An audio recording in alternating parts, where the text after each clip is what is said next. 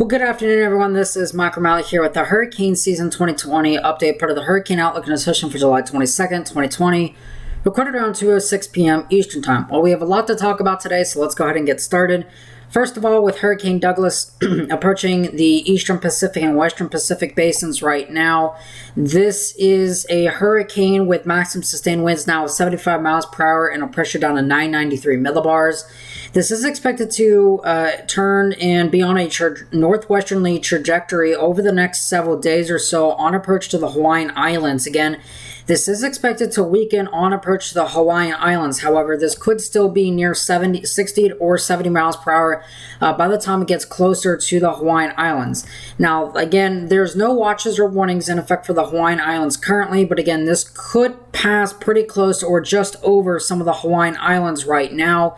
And this is going to pose a rainfall threat, certainly for the islands on the upside slope, and that's going to really force a lot of that convection on the upside slope of a lot of these mountainous islands over here. That's going to dump a lot of rainfall, certainly, and even on the downslope sides, on the leeward sides of the islands, you're still going to have some pretty heavy rain, gusty winds from time to time, certainly. So this is expected to become a Category 2 hurricane and might actually intensify into a major hurricane in the Central Pacific Basin, the first of the year so far in either the Atlantic or Eastern Pacific Basin. Very rare for the Eastern Pacific to not have a hurricane up until this point, but we finally do have one moving off towards the west here, and then eventually west-northwest, and then north-northwest over the next few days or so as this approaches the Hawaiian Islands. So again,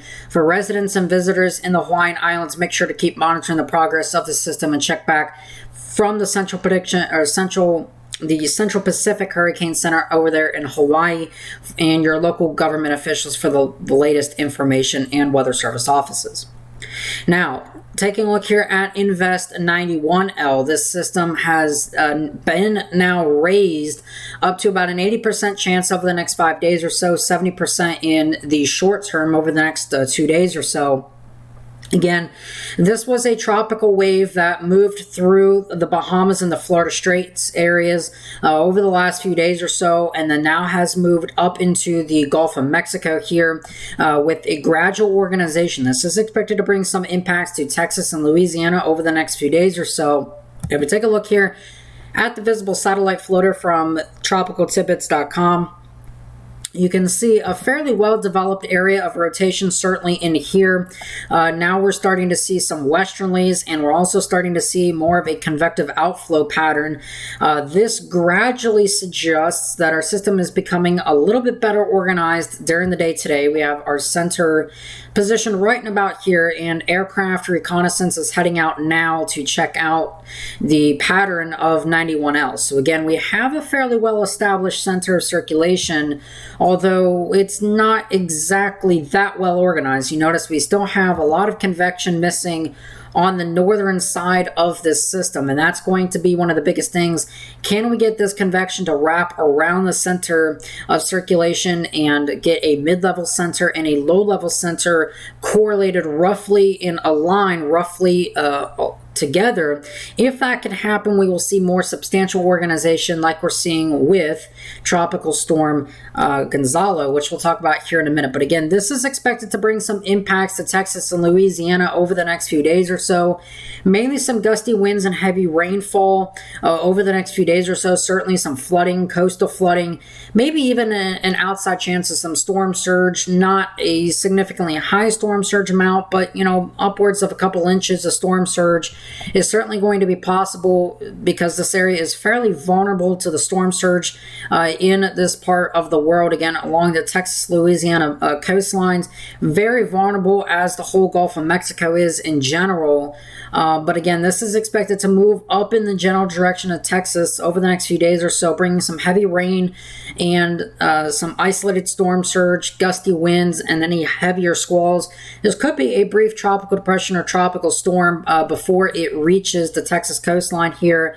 We're not expecting this to be a major hurricane or anything by that sense, but again, this will bring some impacts, and impacts are the biggest thing here, not necessarily the strength. Again, this could be a tropical depression, but bring significant impacts.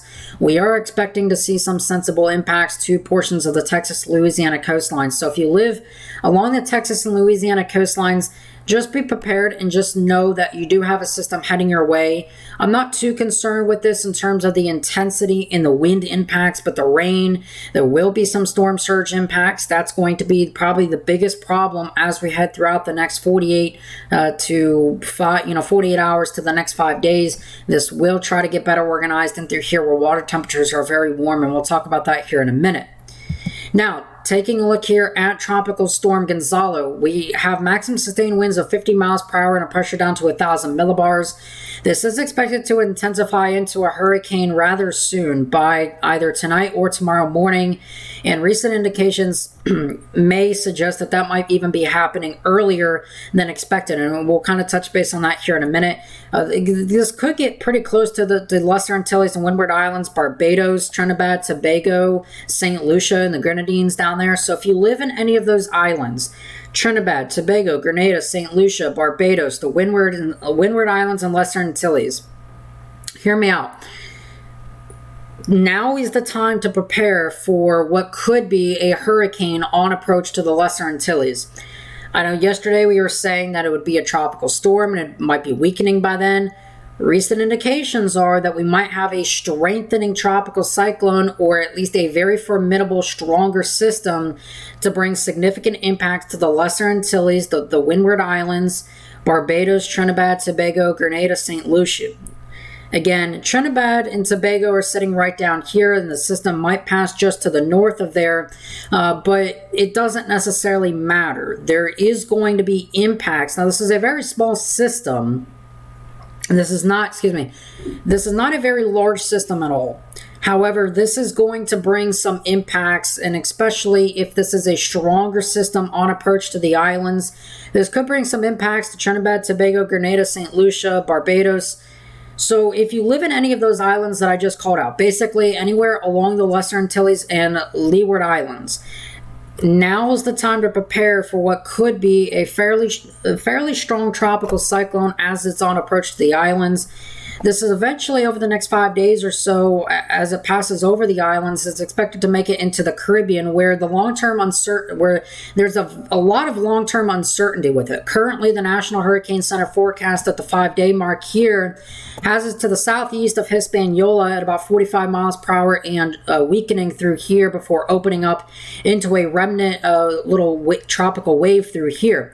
But that is now starting to become fairly uncertain, and we don't know if that's going to happen. We'll take a look at why that is here in a minute. Now, if we take a look here at the IR satellite presentation from tropicaltidbits.com, we talked about how earlier that there was a fairly lack of any convection. Well, the opposite is true now, and it just goes to show that these systems can really pick up in intensity fairly quickly. We have fairly significant convection with tops approaching about 80 to 85 Celsius, negative 80 to 85 Celsius, and this is a fairly deep convective burst right now that's trying to rotate up shear around this.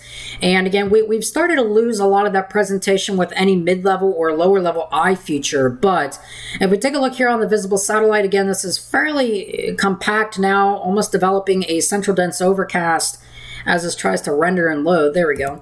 This is developing almost a nice central dense overcast, a CDO in this area.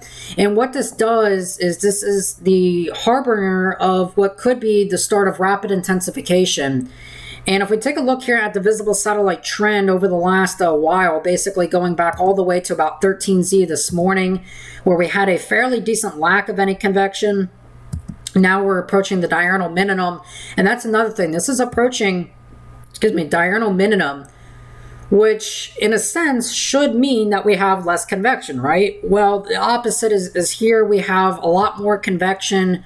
We're starting to see the signs of what could be a period of rapid intensification across this area, as Tropical Storm Gonzalo will probably be a hurricane by later tonight or tomorrow. And if we take a look here, this is basically your composite your composite IR satellite, but what you're looking at is the mid-level and lower level cloud features, and this is just basically the microwave imagery. And we're starting to see signs of a closed low-level circulation with an eye wall. It's very hard to pick out here, but you kind of notice a significant lack of anything in and around here, while you have a fairly decent eye wall surrounding that. And if we go to a higher resolution image of this, this is basically depicting much of the same thing. We have an open eye wall on the basically the northeastern quadrants and the southwestern quadrants.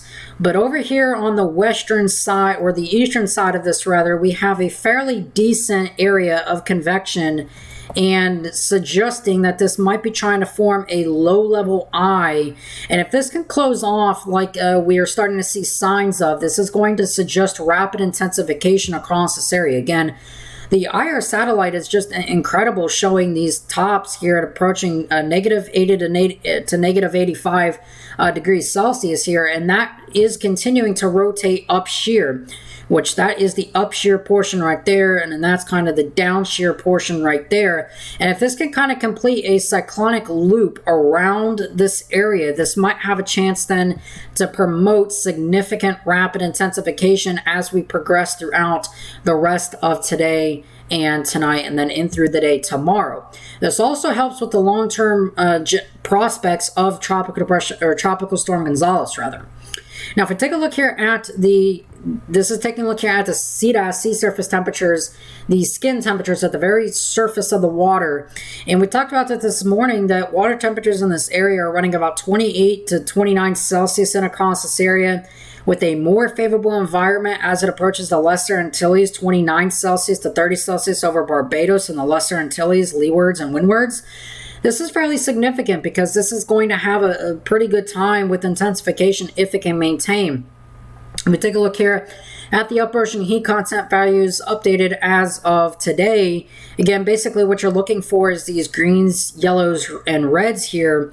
And you're seeing that fairly significantly showing up in the Caribbean, but also notice that these greens in through here are fairly indicative of these fairly decently high upper ocean heat content values. And where our system is sitting right here under fairly good upper ocean heat content, expected to move into this area over the next few days or so with higher upper ocean heat content values. If this can become a formidable system, this could take advantage of that even further. If you take a look here at the rest of the tropics, you notice fairly decent upper ocean heat content now into the main development region, all the way through basically the rest of the Atlantic Basin. The Atlantic as a whole is waking up. It's time to get going. If you didn't start taking hurricane season seriously now, now's the time to do so. Now, the long-term prospects of where Tropical Storm Gonzalo actually goes and pans out is fairly uncertain. And we'll talk about why that is here in a second. But I do want to point the attention out that we have fairly high upper ocean heat content values in the Caribbean. And if this makes an outside chance of going into the Caribbean, which now some models are starting to show might be possible, if it does so, this will be one heck of a system to deal with if this can fight off the dry air and shear in the short term, and then stay intact rather as this approaches the Lesser Antilles and into the Caribbean here. And if we take a look here at the 850 millibar vorticity, this is the 15Z, the 15 UTC product here. And again, these reds and whites are your higher cyclonic spin at the 5,000 foot level. You notice where our tropical storm is right now, we have a fairly decent area of cyclonic spin. It's still a little bit of elongated, but not much. We have a fairly tight area. It's a fairly small area, and that's why a lot of the lower resolution models, like the global models, like the 850 millibar vorticity product, these are not super high resolution. They're not as high resolution as some of these hurricane models. They're having a harder time resolving the actual product of this system. And real quickly, the advanced Dvorak technique, the ADT for tropical storm for Tropical Storm Gonzalo, rather, having a hard time speaking today. I don't know why, but does show a uniform cloud, uniform CDO cloud region. That's the scene type here. The Vmax is basically our wind speed at 47 knots with a pressure of 1,002 millibars. And if we go back real quickly, you notice how that's been generally increasing throughout the day today. And I would suggest that this is even higher than that based on some of the visible satellite images and the IR satellite images that we've been seeing throughout the day today. So what's the long-term track here and long-term prospects of Tropical Storm Gonzalo? Well, this is the HWARF for the 12Z run, and this is valid as of 7 o'clock this morning. That's the 12Z run. And this shows a pressure at about 7 a.m. this morning of about 1,003 millibars. That's roughly correct as to what actually was the case. So initialization is pretty good so far. Now, interestingly enough, by the 18Z run, or the 18Z time frame, which is 2 o'clock, which is about now 21 minutes ago, this is showing a pressure of 998 millibars. And we will have to wait and see what the 5 o'clock advisory from the National Hurricane Center is, but this may have a chance to actually strengthen more in the short-term realm. Now, a couple of things to point out here. You notice that this is enveloped in its own little moist bubble, but you do notice that there's an area, this is the 700 to 400 millibar relative humidity, so it's higher up in the atmosphere. And what you notice here is that we're seeing these browns here is your drier air in the atmosphere in the mid-levels. And you notice how we have a little bit of a tongue of drier mid-level air that's kind of being ingested into the system. And we talked about this morning that we had a little bit of drier mid-level air that was getting ingested and entrained into Gonzalez's core. And if that continues to happen, we see these very sodom bursts of where we get a fairly potent dry air into the center. This could disrupt the future and the intensification of Gonzalez. But you do notice here by tonight, this is 3Z on Thursday morning, so very early in the morning. Pressure's down to 992 millibars on the HWARF model, and notice that it's kind of enveloped in its own little moisture pocket now. There's really no more dry air. It's shut off down here, and the very outer fringes is a very tight, small circulation. It's not a very big sprawling storm, which it does help fight off drier air more quickly and could help this intensify faster. But also, if dry air does get entrained into the system, it can have a very deadly effect in terms of it would kill the storm off. And we almost saw that earlier this afternoon before it mixed it out and now is starting to reorganize its convective structure once again. But if we continue on here until about 7 o'clock tomorrow morning, you notice that the storm is growing a little bit bigger in the model field. It's still sitting at about 10 north latitude here. And this is fairly significant because if this system does stay relatively far to the south, it has less of a chance of getting enveloped by a trade surge that's going to occur out in this region, along with that dry air surge that we talked about earlier this morning up to the north here at about 11 to 12 north. And we still do see some drier mid-level air to the south of the system, and we should have a little bit of a shear increase by later tomorrow. And you notice how the relative humidity values have gone down around the center of this system, and then to the north of it, this is by tomorrow afternoon and evening, we have a fairly decent area of drier mid-level air to the west of the system. Now, over the course of the next few days or so, this is by Friday morning, the system is now a hurricane, a very formidable hurricane 979 on the HWARF model, and showing a fairly moist bubble in the atmosphere once again. If we take a look here at the MSLP and PWAP values, this is basically your mean sea level pressure in the precipitable water values. Your higher values are going to show up in your blues, and your lower areas are going to show up in your yellows and light greens. And again, we're seeing a fairly tight, compact system within a fairly moist environment by that time. And the upper dynamics, if we take a look here at the IR satellite presentation, is showing a fairly clear eye, a fairly deep convection around the center, but you notice all of this dry air to the north of the system, dry air to the south of the system. So the very short-term the short-term fluctuations between ups and downs are going to have a significant impact in the system. Now, for reference, this is the HMON model. This used to be the old GFDL hurricane model before it got upgraded to the HMON model. But this is the same time frame. This is the 12Z run, initialized as of 7 a.m. this morning, valid as of 7 a.m.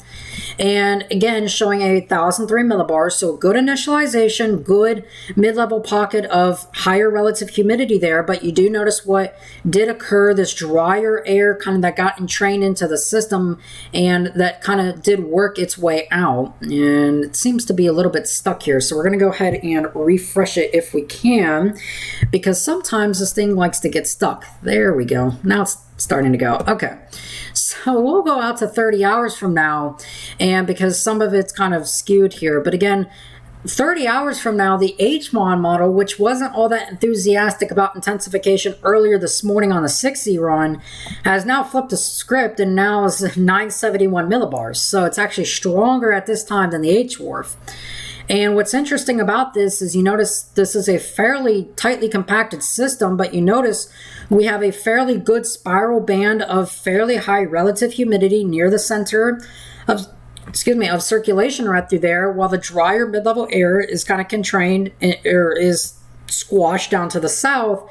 And you notice the trade surge and Saharan air surge off to the north of the system. And this is what the GFS forecast is showing here for Gonzales. After it deepens the pressure down to about 993 millibars, which is the lowest that the GFS has gone.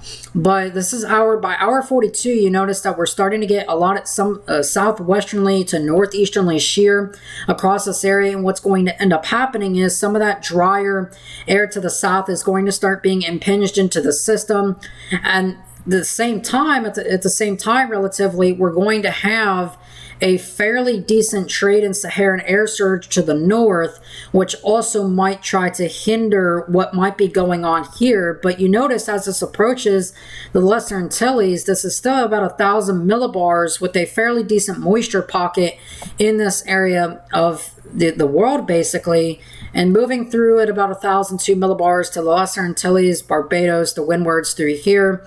Trinidad and Tobago is located right about here. This is Trinidad and Tobago right through here. So we have a lot to watch here over the next few days or so. And with the GFS forecast now kind of strengthening this, at least in the short-term models, we really have to watch. First of all, with Hurricane Douglas now approaching, approaching and surpassing hurricane intensity now, which will be approaching the islands of Hawaii over the next few days or so. Invest 91L, which could become a brief tropical depression or storm sometime within the next few days or so as it approaches Texas and Louisiana. And with Tropical Storm Gonzalo, which could become a hurricane by tonight or tomorrow, and then impact the Lesser Antilles and leewards and windwards over the next 5 days or so. So a lot to watch here. Of course, if anything significant happens, I will be here updating as always. Go follow me on Twitter at MikeRomali1. Links will be in the description down below for that. Go subscribe to my YouTube channel. I will be doing consistent updates on here. Look for another video forecast update probably then by later or early tomorrow morning. And then we'll continue these 2 videos a day, maybe 3 videos if things weren't enough. All right. Hope you all have a great rest of your afternoon and evening. Stay tuned to the weather and your local government officials and weather service offices for the latest information. Have a great and safe rest of your afternoon and evening. I am Michael O'Malley, and I'll see you guys then back here tomorrow morning.